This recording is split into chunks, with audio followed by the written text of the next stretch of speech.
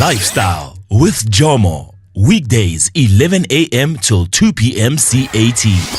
Good afternoon to you. As I said, it feels so great to be saying good afternoon, after such a morning of great music always, all the time right here on #Lifestyle. As I said to you, I'm going to be chilling throughout the rest of today on the show itself with Eric Gymfi, who's actually joining us today to tell us everything about him, man. How you doing, my brother? Are you great? I'm doing good. Are you good? Are you really good? I'm doing good. It's actually a really great weather now. I know I spoke to a few people from Johannesburg and they're like, it's really hot. I'm like, nah.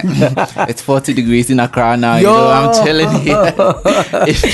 It's actually a very huge honor to have you here in the studio, to literally just chill with us. Thank you so much for taking the time to even come here and chill with us and, get up and close and personal with us. Thank you for asking. Indeed, man. I mean, I don't even know where to start. Eric Gymfi, one of Africa's greatest storytellers, if I may put it that way, because let me tell you, remember, we are setting a precedence. I was saying yesterday to someone that, the future generations are going to look up to us. So the stories that you tell through the photography and, through the pictures that you take are phenomenal. Where did the story of Eric actually begin? Where did it begin? For people that might not know where your story starts, where did it begin? I'm not sure where to start from, as to whether to start from when I was born or to start from when I started making images. So I think I would want to start from when I started making images. So I was in the University of Ghana from 2010, studying economics and information studies, and I found a guy next door who happened to have a camera. And I think I've always been interested in storytelling somehow, whether it was through writing or through plays or whatever. I've just been interested in telling stories, and so I started playing around with his camera, making photographs, going to the botanical gardens on campus, taking my clothes off, running around, making self-portraits. It felt better than going for lectures. Economics was really unpragmatic at the time. I don't know. I loved economics from high school, but studying it in the university, and I guess the approaches to teaching it didn't really feel as exciting as what I envisioned. And so photography became that outlet, And I started off just by making photographs of myself and posting a few of them on my Tumblr page. And I got increasingly excited. And by the time I was in my third year, I had completely stopped going for lectures. I would only go to write exams. So that means you were that good as well. I mean, I found a way. You always find a way, I did find a way to balance the two somehow. But I think storytelling got a complete hold of me, and I guess I just went with it, and I managed to graduate from college with my bachelor's, but that was it. I just did my my degree right immediately after college and went straight into full-time photography. And I guess this is where I am now, still telling stories. This is exactly where you are. And what you're saying now with you graduating and getting your bachelor's, for me, I get a sense that, more than anything, with you having loved economics and wanting to do your bachelor's and falling out of love with it, was it a thing that now you had to do it for your parents? Or was it something that I just needed the qualification and go out there and do something else? What was the, because most people would be like, well, listen, I found photography, I love it, and it's loving me, so I'm going to leave it. I'm going to leave school altogether and go into photography. What kept you going to actually finish the bachelor's itself? I think a number of things, really. I think it was the fact that I had gone so far, and I felt that it was just okay to finish it somehow. Also for some kind of backup, At the time, I wasn't really sure because I wasn't doing so much commercial photography at all. Actually, I wasn't doing commercial photography at all. And so I wasn't making any money. I would spend the entire summer working to get money to either repair my camera or to buy a new camera or, that kind of stuff. And so, I think somehow beneath the surface was the need for some kind of backup. In case I know, right? I like how we Africans think. You know, we always. I think for once, I think as though our parents actually installed this thing in us. It's conditioning. Say, you need to have a backup. Exactly. You know, but I love the story because you know, today you are who you are, and you are telling the different stories. So you know, you've been since graduating, you've been a part of the Nuku Studio photography workshops. You've also gone on to the World Press Photo Masterclass. How has that experience been? And you know, I speak about it because I feel as though for a very long time in Africa, we've had, you know, and people mustn't get me wrong, we've had, you know, people come to Africa, take pictures, world-class pictures, go win awards overseas. And seldom have we had our own African brothers and sisters tapping into the photography market and actually making it a feasible, huge business that earns them millions. Yeah. So how was the whole experience, you know, in the terms of the African market, you being a part of these competitions and workshops?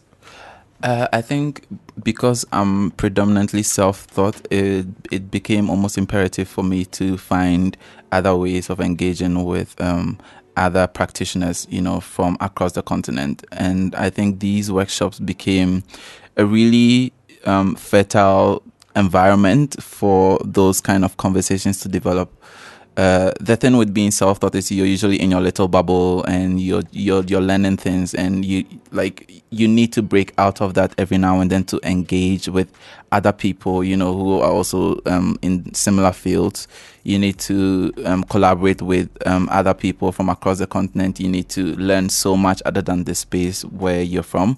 And so I think these workshops, the Nuku workshop, the World Press workshop, and especially the Photographers Masterclass, it's been like one of the richest experiences in my career in terms of the kind of conversations that I get to have with other practitioners from across the continent. You know, it's the only way to grow. I have been thinking for a while about going for my master's degree in arts, or like entering into some kind of formal structure to further this storytelling career. But I think until then, these workshops provide one of the most incredibly amazing platforms to engage and to learn more about myself, and also to learn more about the continent and my space. And at the end of it, also, I get to have homes on various, you know, countries on the continent just by virtue of associating with like practitioners like myself. So it's the biggest win-win situation. No, it sounds like a very fascinating world. I get fascinated because I feel as though, you know, the arts world is such a beautiful place, and people don't realize that, you know, the arts itself, you know, television, radio, photography, you know, arts and so forth. It's actually a very fascinating world. I'm gonna play a song that you requested. We're also gonna get to hear the type of music that Eric listens to, you know. So we're going to tap into the playlist of Eric as well. But later on, we're going to be speaking about A Certain Bed, which is one of your recent works that you've done, which are, you know, critical acclaimed. A lot of people speaking about the work itself and the message and the broader picture that you're trying to paint with that you've painted, not even trying to paint, that you've painted with the photos that you produce from there. So you selected Runtown Met Over You. Where does this song take you? Yo, it just takes me out of my seat onto the dance floor. Oh, yeah. Any specific memories with this one? I'll share that after the song. You'll tell us after the tune. We're sitting here today with Eric Gymfi, who's a photographer, telling us everything about the work that he does across Africa as a whole. If you have any questions for him, as I said, it's +27 7925444329, or you can simply go to Twitter. It's at Transafrica872, #LifeStyle872. So he said he's going to tell us what the song reminds him of, all the memories and everything that comes with it, just after we play the song. It's Runtown Met Over You. This is Transafrica Radio. coming through right there from Davido 4. It's a request from our guest today. If you didn't know who we have in studio today, his name is Eric Gymfi, who's speaking to us about his photography work and the African stories that he tells. So you said you're going to tell us what these songs represent to you. Are you in a position to divulge the two songs that I played for you? When I listened to Fall, I fell. Okay, so you fell. I fell. All right, guys. Okay, so Fall representing him falling. And the previous one that we played to you, which is Runtown Mad Over You. Does it have any, what's the what's behind the request on that specific one? Just about my love for photography and how I'm completely mad about photography. Wow. Can I say that is exactly what I expected you to say? I'm pretty predictable. Wow, really? Anyway, the taste of music that's coming through is great. I love it. Yeah. So we're going to get into your recent project that you are currently still working on, which is called A Certain Bed. Can you tell us a little bit about what the project is about and what it actually looks into? What is everyone raving about? That's the question I'm asking. Wow. I'm not sure about the rave, but you see, the thing about it is sometimes you don't see the rave because you're caught up in the work, but us, the people that are outside of it and looking from the outside, can see the rave that everyone is, talking about and putting the work out there. So maybe just, I think maybe always it's like, I like it because I meet a lot of, artists like you who are humble. And I like that because the humble just never goes away. But anyway, let me give you a chance to tell us about that. So I think A Certain Bed started early this year when I left home due to a few frictions here and there between my family and myself. And so it became almost a diaristic way of tracking my memories. I started thinking about what home is, and what it could be. I started rethinking home basically when you find yourself in a situation where you're sort of hanging a bit, outside of the protection of family and, the things that come with that. You start questioning actually what home is. And so I think it's predominantly about that. I'm looking at how we make memories, in relation to what home is. So is home a place? Is home a time? Is home a person? Like what is home? And so I think it's predominantly about that. I remember I was speaking to a friend some time back, and he mentioned the fact that when you're in boarding schools, you could be there for 5-10 years. I have actually spent the majority part of my life in boarding schools, and he remarked at how we never ever said that we're going home. We would always say we're going to the house or we're going to the dormitories, even though we had been in the same dormitory for years and we had created some kind of affinities, like some kind of brotherhood. And he also then remarked that you can never say you're going to the house if it's where your family is. You always say you're going home, regardless of how bad the situation could be at home or within that space. And so I think to a degree, home is as structural as it is ephemeral. It's something you carry with you, but it could also be a place, it could be a structure, it could be something that's fixed somewhere. And so this work just seeks to look at, the tensions between home as a structure and home as something ephemeral that you carry with you in relation to, memories. And I think that's what it is about. It's just like a construction. Construction, yeah. Because now you kind of, when it's done, I think we will be able to, I don't know if you can interpret what, you were going through at that stage or what you're actually telling there. But I like the fact that, the concepts that you used is what really is home. Because sometimes, as you just said, I'm now questioning myself now. Yeah. this guy is telling me the truth. What is home? Exactly. So I know that you are now in South Africa. You're opening up for the Youth Institute. The Goethe Institute. The Goethe Institute. Apologies for that. And you're going to be opening up tomorrow. What can people expect in terms of the work that's going to be shown as you open it up tomorrow?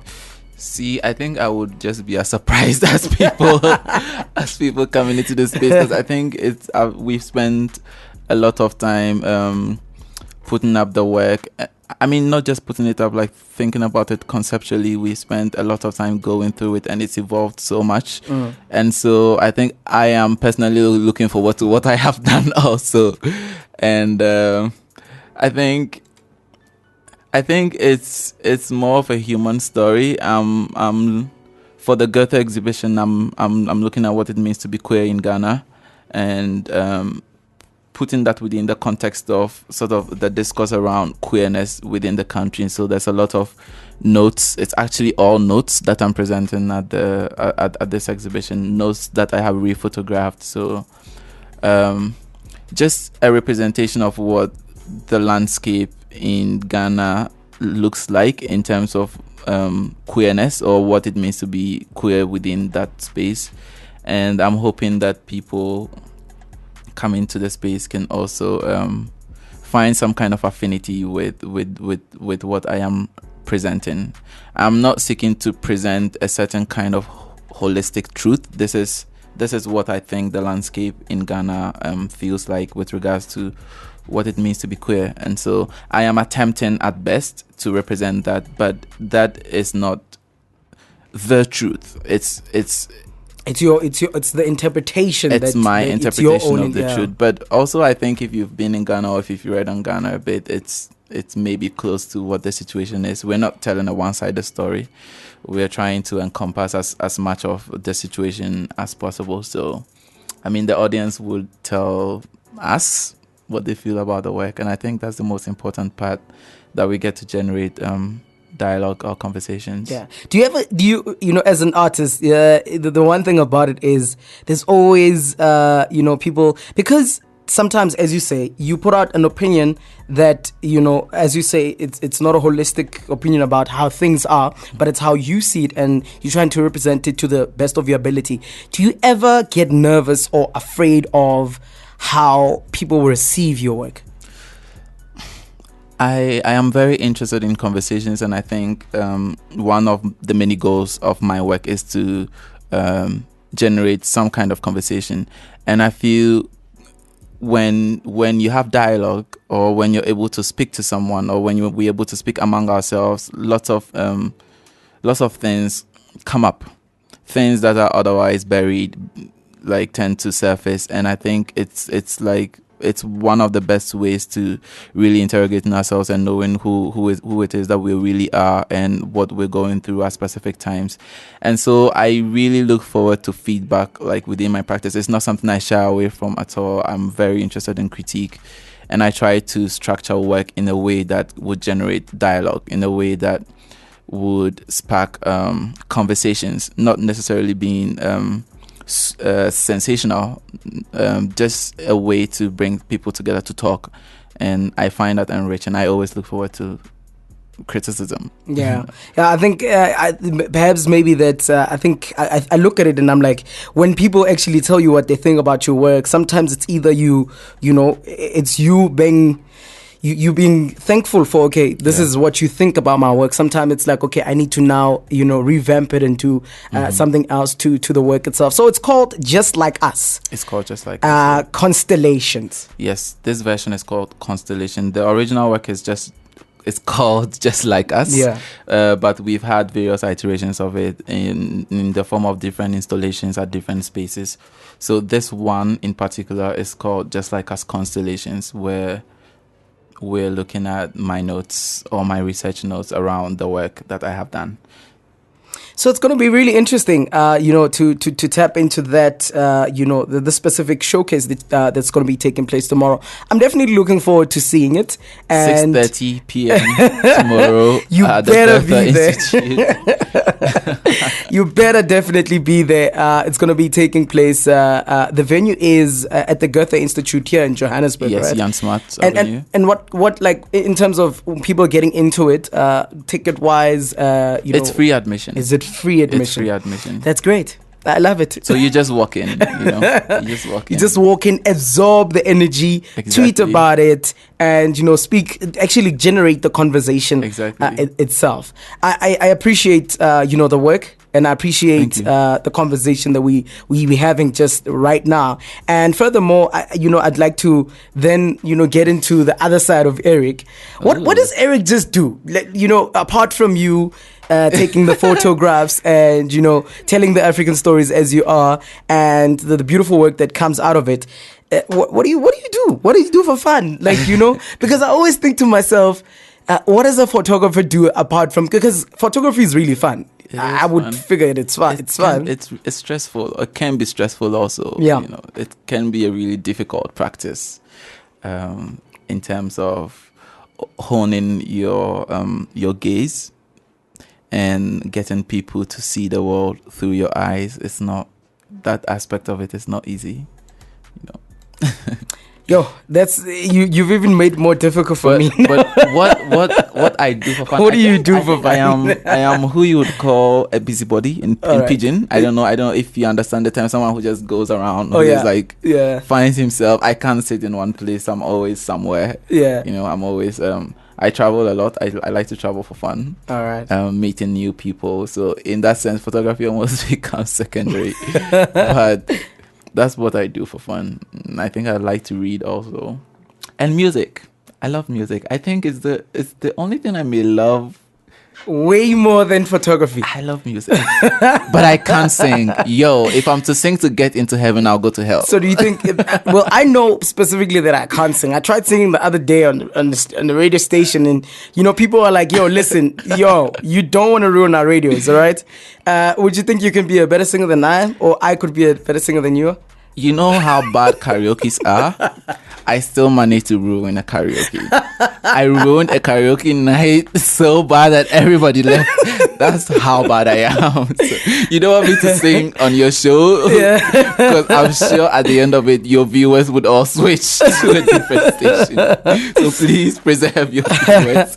Well, this one coming through from the land that you're from, which is Ghana. His name is Quabs, and this one is called Cheating on Me. It's Tom Mitch Refix as well as Zach Abel. I'm going to play this one, and immediately after that, we're going to come back and wrap it up a little bit. We're going to also just ask you sport questions, because I was just trying to see if you're going to tell us what you do for fun. Now that you didn't tell us, we're going to put questions to you that you're going to have to answer, all right? I'm scared now. Don't be scared, man. We're going to ask you really creepy questions. Okay. 20 minutes after, actually 20 minutes just before we get into 1 p.m. Central African time. You tune into hashtag Lifestyle 872 right here on Trans Africa Radio. Just make sure that if you have any questions for Eric, send us those messages on +27792544329. Shout out to you, Pamela, out in Botswana, saying, hey, it's Pamela, really enjoying the show here in Botswana. Shout out to you for always representing and being with us here. This one coming through from the land of I almost said land of Botswana, the land of Ghana. Really? Yes, it's Quabs with Cheating on Me. It's the Tom Mitch remix. You're going to enjoy it. You're really going to love it. You're really going to love it. This is Trans Africa Radio. Coming through right there, it's Blood Orange. You're Not Good Enough is the name of this one. Dedicated to Eric. He requested for this one because it's one of his biggest bands that he loves. So why do you like these guys so much? Because I think Dev Hines, who is behind Blood Orange, is he's just phenomenal. He's the man. He's the man. And I like the fact that I could notice that this sound has something to do a little bit with Solange Knowles. Because I was like, but there's a song or an album that I remember that had so much of this 80s music feel. But yeah, at least you've introduced us to a different sound. My colleague here was so excited to hear the song because he was just like, wow, I'm glad. I love the song. Definitely love this song. So it's 51 minutes after 12 p.m. Central African time. We're still chilling in the studio with Eric Gymfi, who's opening up tomorrow for the Just Like Us constellation. Is it a showcase, right? Yeah. Yes, showcase. So definitely make sure that you get yourself tickets. I don't want to pronounce the name wrong again. It's the Geoth. It's the Goethe. Yes, Goethe Institute in Johannesburg. Because I think I'm dyslexic sometimes, literally. No, so as I said to you, I think you're fine. Well, as I said to you, a few questions I'm going to ask you just to get to know you a little bit more better, because we asked you earlier and you refused to answer. So anyway, here goes nothing, right? Okay. If you had only 24 hours to live, what would you do? See, so these are the kind of questions I never think about. I told you. I never think about, because if I had 24 hours to live, I would probably just lay in bed and watch Family Guy. Wow. Is that your last moments? It would make me happy. Yeah. At least you would leave as a very happy person. If you bumped your car into someone else's, but no one saw you, what would you do? Maybe you're at a mall and you just bump into someone's car. What would you do? And there's literally no one around you. I will still find a way to get some kind of detail from the car I bumped into. All right. I don't like things being on my conscience. Yeah, I know. I know karma is real. Yeah, that's true though. And people don't realize that karma is too real. I try to avoid bad All right. karma. The last question that I'm asking you in terms of us trying to get you, trying to know you a little better. If you could have only one food for the rest of your life, but it wouldn't affect your health in any way possible, which food would it be? Eggs. Eggs In every form. Cooked, boiled, steamed, whatever with anything. Yeah. Eggs. And actually it's the only thing I can make. So wow. it makes it easy to so be it's my not like you have an favorite option. food. I don't. But I love eggs. I take them in every form. Yeah. I think it's healthy. Most People say definitely. it's not, but I love it. Speaking about food, which African country that you've been to, you've literally enjoyed the food there? Apart from Ghana jollof, let's see. Obviously. Obviously, apart from Ghana jollof, which is like the thing to eat, which is food. Yeah. Let's look at the other things that call themselves food. So clearly, you've not enjoyed any other African foods that you've loved. I have. Yeah. I have enjoyed. This is from Nairobi recently. It starts with a P. It's close to jollof. It's called. What is it called? It starts with a P. It's one of the most amazing things to eat, and I love pounded yam from Nigeria. All right. I think they should drop the jollof and keep making good pounded yam. I love pounded yam with some egusi soup. I think it's one of the most amazing things to eat. Yeah. I had something else from Benin, and I'm trying to remember. I haven't had as much local food in Johannesburg. Yeah. I mean, there's just a fusion of everything here, so I don't exactly. even think... It's so many things, So if it's like the whole of the continent. Yeah, if you look over jollof, you probably would find it somewhere here. I did find something similar. Yeah. I did find something similar. All right, I'd recommend to you, get one of your guys to get you what they call a kota. A kota or a spatlo, a kota. A kota is the most easiest way to say it. It's literally, our own version of a burger. Oh. It has chips. It has, Wait, is it the bread that's bread, been hollowed out? Yes, oh my God, I love that. Yes. Hollowed out with the sauce and like everything inside. Yeah, I think that there's two versions. There's a bunny chow and there's a kota. A kota has chips inside of it and Russians and whatever you want to have. I had one of those. And another one has curry inside, so you can have it with beef curry or chicken curry. Yes, I had it recently at the market. Yeah, that's a nice delicacy as well. My shirt was ruined after, but I was so unashamed but about it. I was full and fulfilled. Yeah, and I was like, I don't care. I love that. I love that. So listen, man, I've had so much fun with you being here. I think we've had even more fun off air sometimes. Exactly. With all the craziness that literally came through. I appreciate you taking the time to literally come here and be with us in studio. Tell us about the different stuff that you do. I'm actually very proud to be African and proud to have people who are doing great things in Africa. It's not always that people are not recognized all the time when they do good and, you know, put word out there with the work that you do. So thank you so much for Thank you actually for coming having through. me. I feel super honored to be here to talk about my work Yeah, and yeah. share with Johannesburg people, my people. Oh, yeah. Few years from now, you'll be in New York, Trans-Africa Radio. You better recognize. I'm probably just gonna come back to South Africa. You know, New York can have itself. Yeah, so before we actually let you go, Trans-Africa Radio prides itself in playing 100% of African music and African content as a whole. Hence, you know, the whole proactive welcoming and proactive, you know, things that we do in terms of African content. What do you think about that? Well, I think it's the way forward. You know, it's about time we started. I mean, we have started already for some time, but it's about time we keep pushing artists on the continent. We don't have to be out there to seek recognition. You know, we have to create the systems here for our people to feel appreciated and for our people to also grow. You know, like in all aspects of growing, both intellectually, economically. You know, all the various sections we need to. These are some of the things that help instigate that kind of growth, and I think I really appreciate that Trans-Africa is, you know, working in this direction. It's a good thing. It's a great thing, actually. Most certainly. Thank you so much for joining us today, Thanks Eric. for having me. Yes, that is Eric Gymfi, that came through today. And yo, man, we had such a blast. Even, you know, I'm even in a sad mood right now because he's about to leave. But anyway, I like the fact that he selected this song because it's definitely a really good jam to actually exit with. It's Kelela. And you said that you know her through a friend. I haven't met her actually, but I do know a friend who has worked a few times. Listen, let me tell you, I don't know which country she's from, but listen, whenever you see her, just tell her that there's a gentleman in Johannesburg, South Africa that has a huge crush on her. You know what I mean? Next two of us. Kelela coming through right here on #LifeStyle. Requested by Eric, who is joining us today all the way from Ghana. It's actually 58 minutes after 12 p.m. Central African time. Good afternoon to you. This is Trans-Africa Radio.